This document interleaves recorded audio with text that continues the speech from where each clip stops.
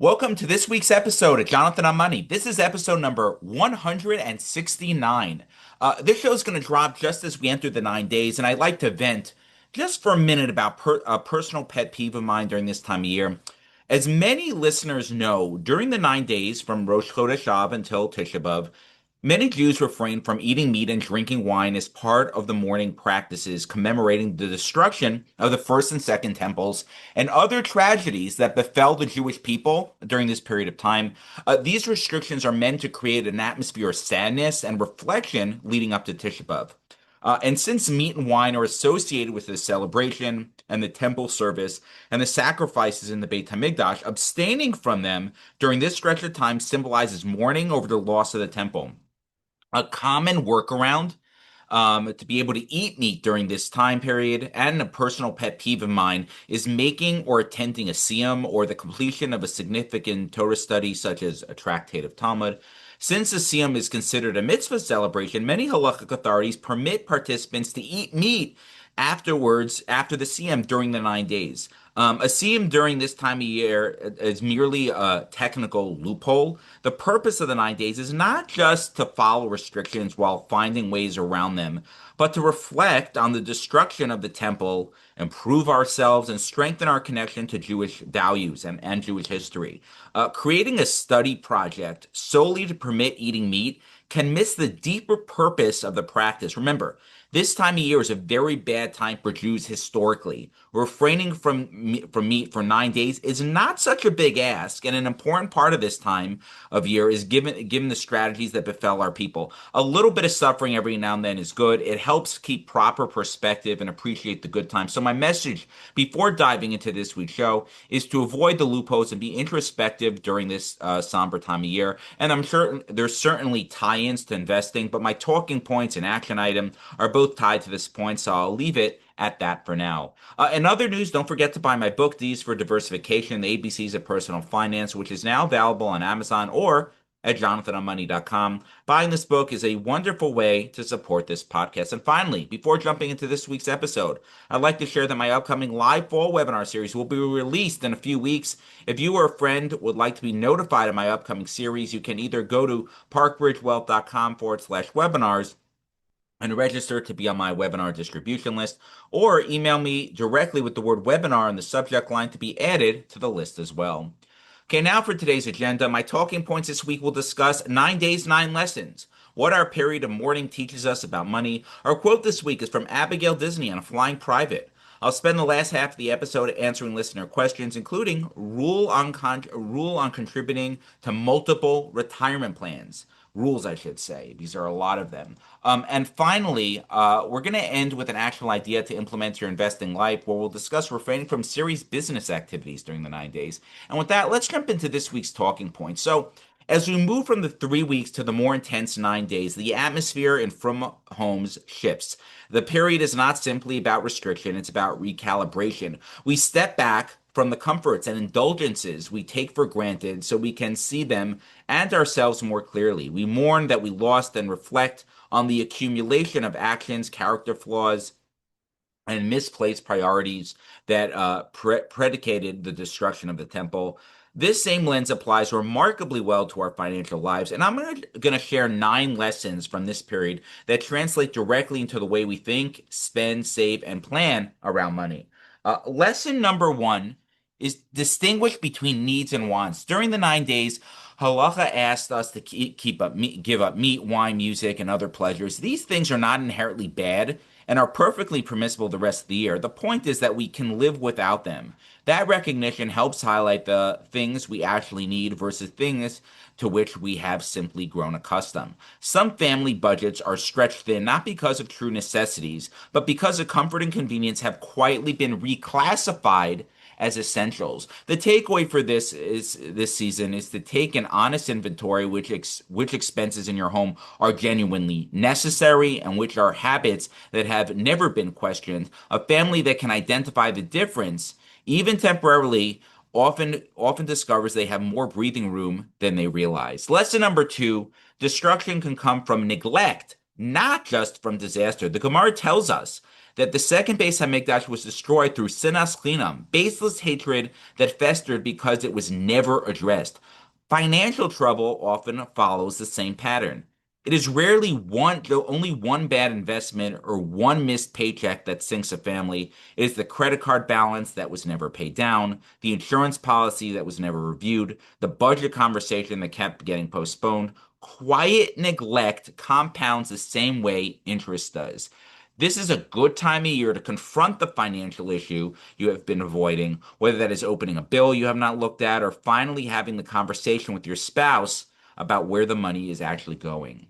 Lesson number three, some decisions should wait for a better time, and this is going to tie into my action point, but halacha discourages major surgeries, certain trips, and significant life decisions during this period if they can reasonably be postponed. Timing matters, and we are wise to recognize when conditions are not ideal for a major move. The same principle applies to finances. My Zaidi often told me to hold off on implementing investment strategies we discussed until after Tisha B'Av.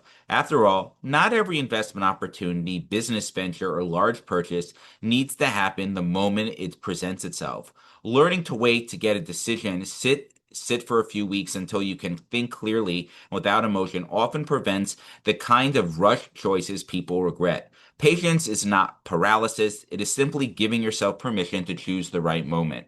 Lesson number four, limiting joy temporarily helps us appreciate it permanently. We are told that beginning with Rosh Chodesh Av, we reduce our simcha. This is not meant to make us miserable. It is meant to recalibrate our relationship with joy so that when Tisha B'Av passes and the consolation of Shabbos Nachamu arrives, celebration feels earned and meaningful again. Financially, this is the logic behind any disciplined budget. A family that spends freely all year round on dining out, the newest gadgets, constant small upgrades, often finds that nothing feels special anymore. When you pull back intentionally, even for a short season, the things you choose to spend on afterwards carry more weight. A vacation feels more like a simcha when it is not one of 50 similar purchases that year. Lesson number five, look honestly at how we got here. Megillah Eicha is read on Tisha B'Av specifically because it does not flinch from the painful details. Yirmiyahu does not soften the description of what was lost or why. Real teshuva requires real honesty, and the same is true of real financial recovery. Families in debt or living paycheck to paycheck often avoid looking closely at their statement because the picture is painful. However, just as the day asks us to read the difficult words, financial health asks us to actually open the spreadsheet, total the debt, see the number. Avoidance does not shrink the problem, it only delays the moment you finally deal with it. Lesson number six, overextension, even with good intentions, has consequences. During the siege of Jerusalem, the Kunim believed the total resistance was the only faithful response to Rome. In pursuit of that conviction, they burned the city's own food supplies to force the fight to continue, a decision the Gemara in Gittin treats as having hastened the very destruction it was meant to prevent. Their motives were not corrupt. Their judgment about what the moment could bear was. The financial parallel is families who take on mortgages, tuition obligations, or business debt that stretch beyond what their income can responsibly support, often with the best of intentions, wanting to give their children opportunities or build something lasting. The lesson is not that ambition is wrong, it is that ambition without honest risk assessment can lead to collapse. Before taking on a major financial commitment, ask not only whether you want it, but whether your current foundation can actually hold it. Lesson number seven is that small, consistent restraint adds up to meaningful change. No single law of the 9 days on its own transforms a person. Skipping meat for a week or avoiding a haircut for three does not by itself accomplish much. However, the accumulation of these small, consistent practices builds a different mindset by the time Tisha B'Av arrives. Financial discipline works the same way. Cutting one subscription, packing lunch twice a week instead of buying out, or putting away a small fixed amount automatically will not transform a family's finances overnight, but sustain over months and years. These small habits build real margin and real security. The size of the action matters less than the consistency of it. Lesson number 8, recovery requires a plan, not just hope. Jewish history did not end with the Horban. The same nation that lost everything rebuilt, returned, and renewed its connection to its land and its Torah.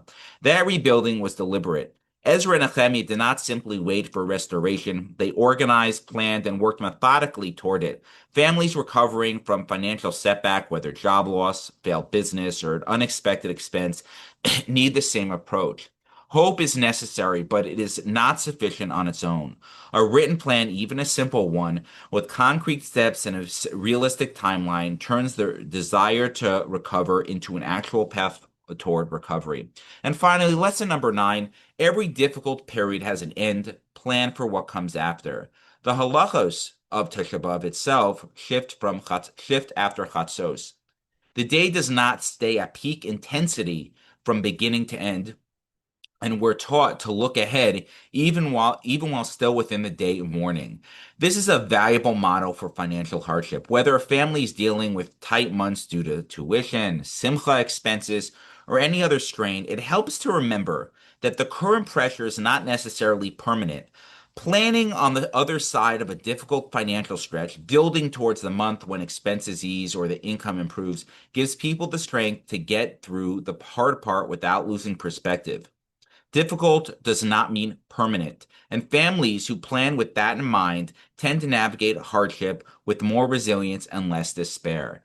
As we approach the 9 days, the goal is not simply to follow a list of restrictions until Tisha B'Av passes. It is to let the season sharpen our sense of what matters, where we have been careless, and how we hope to rebuild. Applied to our finances, these same lessons offer a practical roadmap. Distinguish need from want, confront neglect before it compounds, wait for the right moment, earn your joy back, look honestly at the numbers, match ambition to capacity, build consistent habits, plan your recovery, and remember that hard seasons end. May we see the day when these very practices of mourning are transformed along with all of Klal Yisrael's pain into practices of lasting joy. And we all say, Amen. Okay, those are the talking points this week. And as a reminder, you could be notified of all my recent articles, webinars, and all the work I put out by subscribing to my free monthly newsletter at parkbridgewealth.com/newsletter. This week's quote is from Abigail Disney.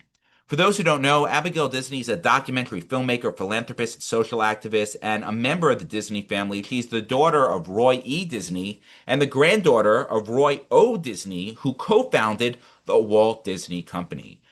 Abigail Disney famously shared what happened to her dad when he began flying private. She said, so all of a sudden, we went from being comfortable upper middle class people to suddenly my dad had a private jet. That's when I feel that my dad really lost his way in life. If I were queen of the world, I would pass a law against private jets because they enable you to get around a certain reality. You don't have to go through an airport terminal. You don't have to interact. You don't have to be patient. You don't have to be uncomfortable. These are the things that remind us that we're human. While I don't fully support not people not being able to fly private, that's maybe perfectly fine for some families to do on occasion. Disney's reflections highlight a deeper truth about how extreme affluence can distort judgment, relationships, and even basic human habits. When she says her family went from comfortable upper middle class to suddenly owning a private jet, she's describing a psychological shift. Wealth didn't just increase, it insulated her family. A private jet becomes a symbol of total frictionlessness and no lines, no waiting, no crowds, no shared experience.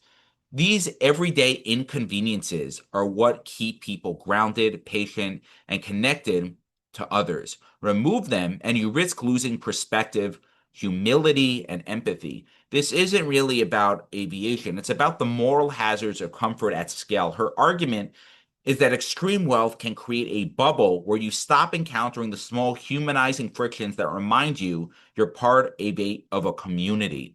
This insight has real implications for personal finance and wealth management. When wealth becomes a tool for insulation rather than stewardship, people often make poorer long term decisions. overspending to avoid discomfort, underestimating risk because life feels consequence free, or drifting into lifestyle inflation that erodes discipline. Good financial management requires contact with reality, budgets, trade offs, patience, and accountability at all levels of wealth. The healthiest wealthy families often build intentional friction back into their lives through shared travel, charitable engagement, transparent budgeting, and values based spending. Abigail Disney's critique is ultimately a reminder that wealth should be managed with awareness, not escapism. Money can expand your world, but if it's used poorly, it can shrink your humanity. Okay, now let's jump into this week's financial questions. If you do have a question, feel free to submit it to me and it may be answered in a future episode. Okay, first question.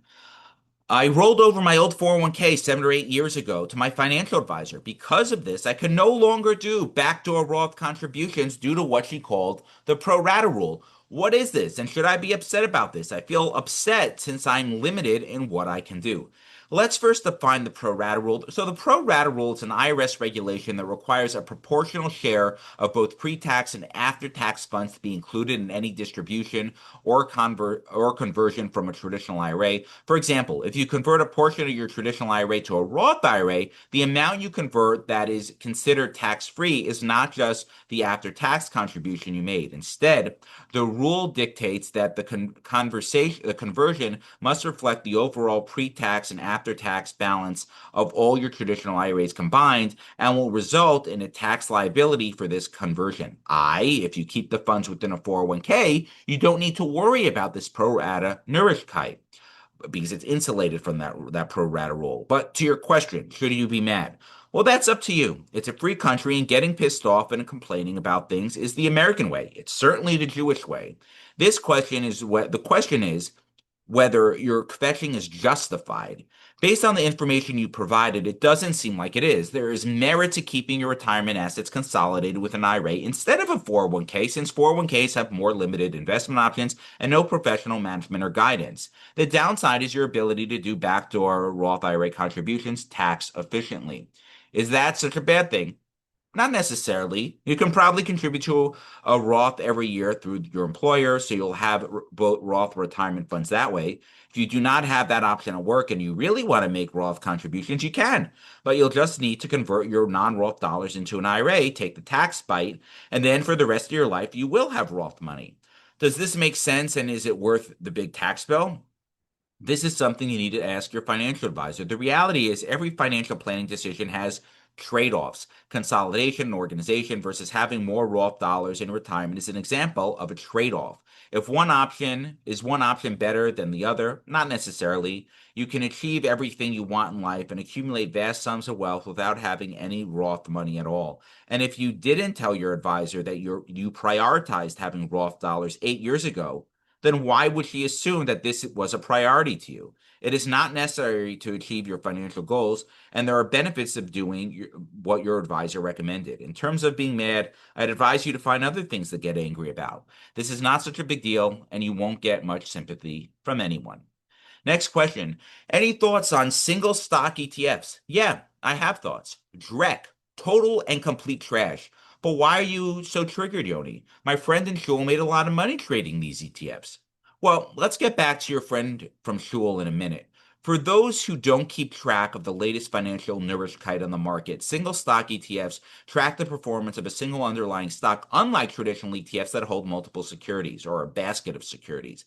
They're often leveraged or inverse, meaning they aim to deliver multiples of a single stock's daily performance, either positive or negative. These are high risk, complex investments intended for short term speculative trading rather than long term buy and hold strategies due to their lack of diversification and the effect of daily rebalancing over longer periods. Additionally, due to their daily rebalancing, the funds will have long term returns that diverge significantly from the underlying stock's performance over the same period. Back to your friend from Shul. Unless he can provide you with a multi-year record of audited returns, then you don't believe a word he's saying. No one makes money on this nonsense. No one. However, if your friend is in his mid-40s, has a man bun, and is trading ETFs and meme stocks and tush coin from his parents' basement in between vaping and smoking hookah, then you may have found the millennial version of Warren Buffett and should take his advice seriously. Next question. When should I retire? I'm 63 and have been financially independent for 5 years. I don't mind what I do.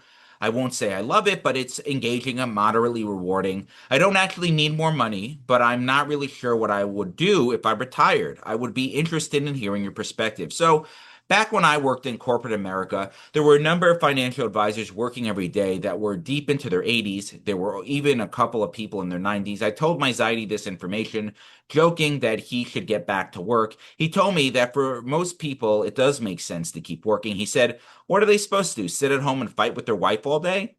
The point here is if you don't mind what you do and find it moderately rewarding or perhaps even enjoyable, then it's actually very sensible to continue working. As much as people complain about working, there are undeniable benefits like providing structure to your day, staying mentally sharp, socially engaged, and it gives you a sense of purpose. It's very difficult to recreate those important elements of daily life in retirement. Golf, travel, doing the DOF, and hanging with your grandkids are not sufficient ways to fill up your day for most people. So, my answer to you is yes. You should continue working. The monetary aspects of work are secondary benefit for you. The other items I mentioned are keys to keep you physically and mentally healthy. If you get burnt out or can't work as much anymore, switch to part-time. It's better than not working at all. At the end of the day, the concept of retirement is a fairly new one. Most people drop dead in their mid 60s just a half a century ago. And today, it's not practical strategy for many who may live deep well into their 90s. May you continue to work, but may you continue to work not out of necessity, ad meam ve'esrim shana. Next question. Fidelity has some free funds, but my money is at Schwab, which has very cheap funds. Should I sell Schwab funds and move to Fidelity funds in order to not pay the higher ongoing fee? I'm going to tell you something that may blow you away. Paying the lowest possible fees is not the most important decision when it comes to financial planning. In fact, it is probably a hindrance to good planning because that obsession will come at the price of making other smart decisions. Back to your question. Your thesis is illogical. Selling funds that are extremely low, but not the lowest, moving to another platform and likely have to deal with fees and the move and possibly hefty tax implications is silly. Ultimately, the cost difference among all these funds is insignificant, and thus the results are likely to be almost identical. Just stick with reasonably priced funds and move on with life. Not obsessing over items of tertiary importance frees up time to spend on bigger picture financial decisions, which will certainly be more impactful to your finances. Next question. The wealthiest people in the world got rich by not diversifying. Rockefeller, Carnegie, Gates, and all made their money by owning a single stock, not by diversifying. They had all their eggs in one basket and watched that basket very carefully. Finance textbooks are wrong about this, and index funds are simply the road to average returns. What say you? It's true that Gates, Carnegie, and all the wealthiest people got that way by holding one very good stock. It's not because they watched it carefully, to your point. It's because of hard work and a lot of mazel. Watching something will not improve the outcome. However, this observation suffers from what's called survivorship bias. When we make observations about people like Bill Gates, we're ignoring all the other people who experienced losses as a result of not being diversified. Everybody loves a good outlier story, but guess what? You ain't an outlier. You're just a dude who thinks that he's going to get lucky. You won't get lucky, or you may, but not that lucky. According to the data, owning funds makes sense on average for most people most of the time. That's not inconsistent with the reality that there are outliers. It just means diversifying makes sense for most people to achieve their goals. If your goal is becoming the richest person in the country, you can stay concentrated and pray for a miracle to make you super wealthy. Relying on just a miracle is not the right approach in personal finance. Stay diversified, my friends. Next question. My parents live in LA. They are in need of a new financial advisor. Would you fly there to meet with them? I would fly to LA to meet with them once they forked over at least 8 figures of money for me to manage, or if I was in the mood to go to LA and they paid for my airfare, hotel, rental car, no preference on style, and one dinner at Tierra Sur, that Herzog Wine Factory. Really excellent. The days of me driving to inconvenient places to meet with people who may or may not do business with me are over. Kal vachomer, I'm not flying anywhere to win an account. Also, here's a quick news flash. It's 2026. Between Zoom, email, phone, and a shtickle Googling, you can learn everything you want about someone without meeting in person. The only thing you can't do is smell them. So, for folks who hire a financial advisor primarily based on smell, they can either come to me or just take my word for it that I smell awesome. And for those who are interested, I mix it up between Old Spice and Dove body wash, depending on the day of the week. I do meet people if they're local and seem to have potential, or if they are local and near a really good bakery and I could stop by on the way back home to pick up a cuckoos.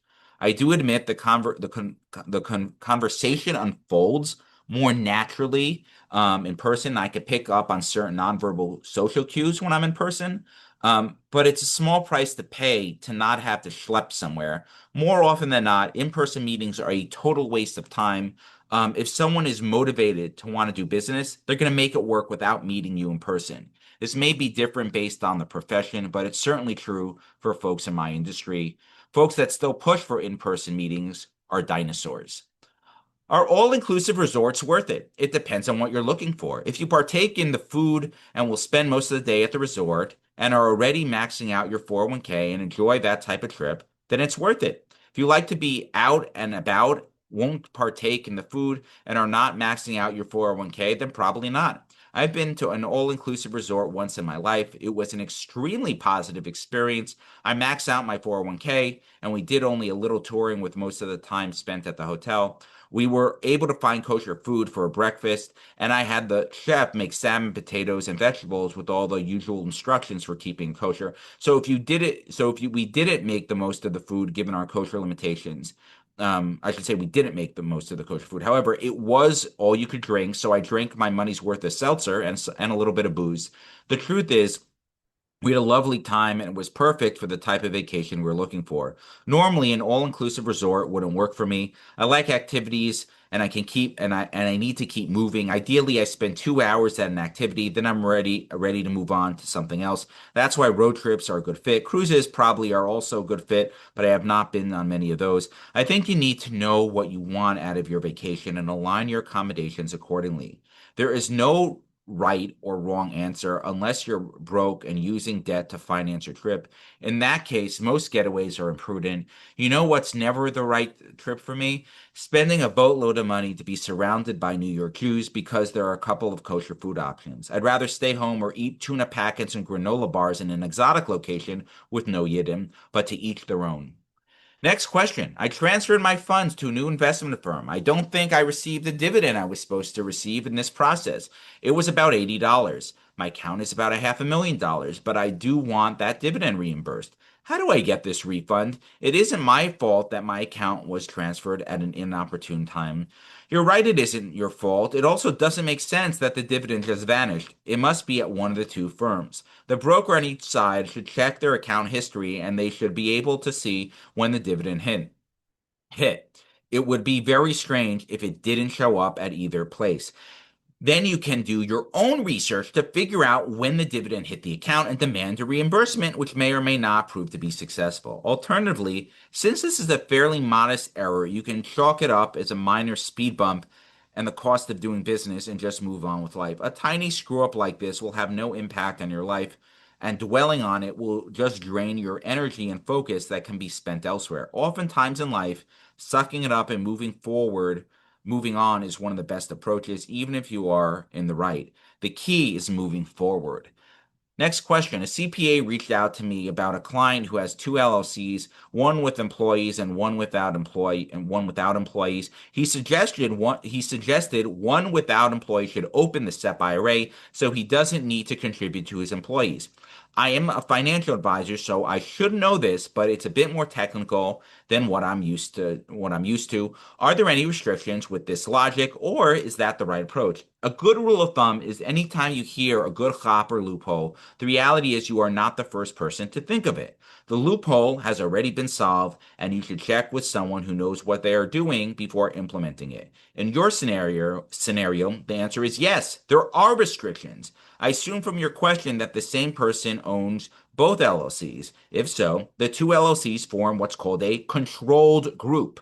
For SEP or qualified plan purposes, all employees of both LLCs are treated as employed by one employer. Therefore, since I assume the LLC with employees employs all non-highly compensated employees, and those employees would be excluded, the SEP would be discriminatory if they are not included. Moreover, if IRS Form 5305 SEP is used, which is typically the case, all employers of the controlled group must adopt the SEP. In summary, what the accountant proposes violates the SEP rules under Code Section 408 and the rules of using Form 5305 SEP.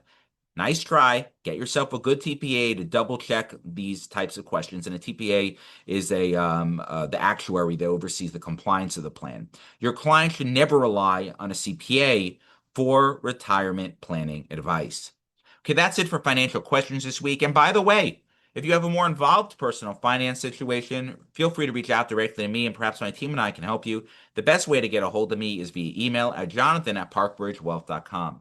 And finally, I'd like to end with a timely national idea that listeners can implement to their own financial lives. Today's timely idea is to hold off on transacting business during the 9 days. Remember, the 9 days are a sad time of year for the Jewish people because they mark the final, most painful lead up to the destruction of the temples and the collapse of Jewish spiritual life, unity, and national stability at that period of time. Chazal described this period as one where sorrow intensifies. This tone also explains the caution around business. The 9 days are considered a time of diminished mazel, when major undertakings carry added spiritual risk. Halacha advises avoiding new ventures, large purchases, or significant financial moves unless necessary. A period devoted to restraint is not ideal for high-stake decisions, which are more vulnerable to haste, ego, and clouded judgment. Modern personal finance echoes this wisdom. People make poor financial choices when stressed, distracted, or emotionally charged. The 9 days creates a natural pause, a reminder to avoid impulsive deals, expansions, or commitments. Just as this period teaches spiritual caution, it reinforces financial prudence, minimize risk, avoid unnecessary exposure, and let decisions be guided by clarity rather than pressure. And with that, it's a wrap for this week's show. Any comments or questions, feel free to reach out directly to me via email. I love hearing from my listeners. And finally, the secret to financial success is no secret at all. It's to spend less than you make, invest the difference prudently, and ignore all the noise. See you next time on Jonathan on Money.